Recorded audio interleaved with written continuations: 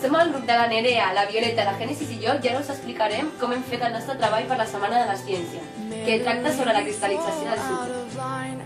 Primer posem 200 centilitres en un bol i la posem a la cassola. Després l'escalfem.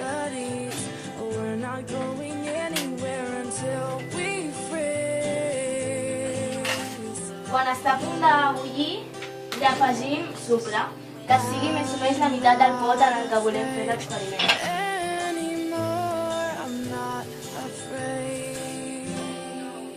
I li donem voltes fins que es dissolgui el sucre.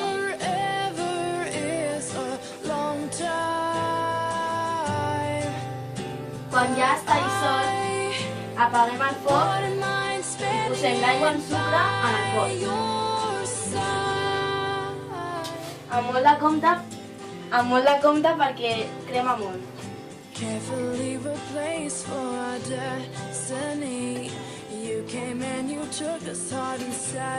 Després, amb un pal d'aquests de fusta,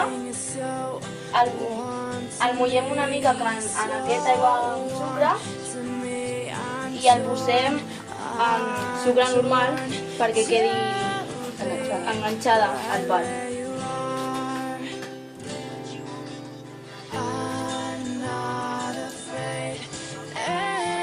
El posem aquí. I perquè no es mogui el pal, li posem en paper transparent i el punxem.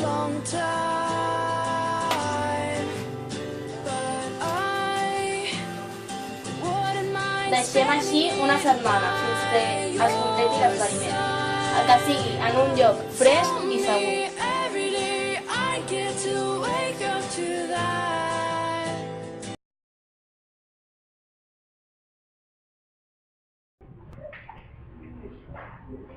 La cristal·lització es realitza a través d'una solució en la que reaccionen un solut, que serà un compost orgànic sòlid, el sucre, i un solvent líquid, l'aigua.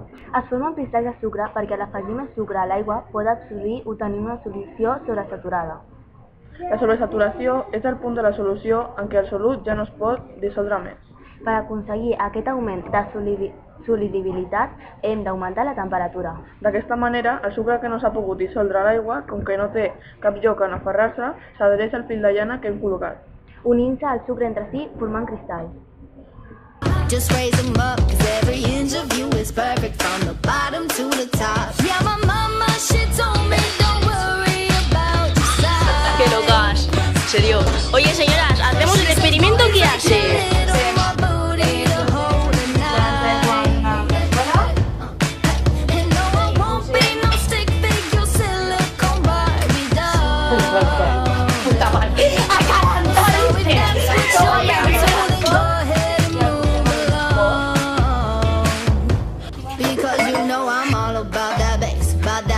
No trouble, I'm all about that bass, no trouble, I'm all about that bass, no trouble, I'm all about that bass,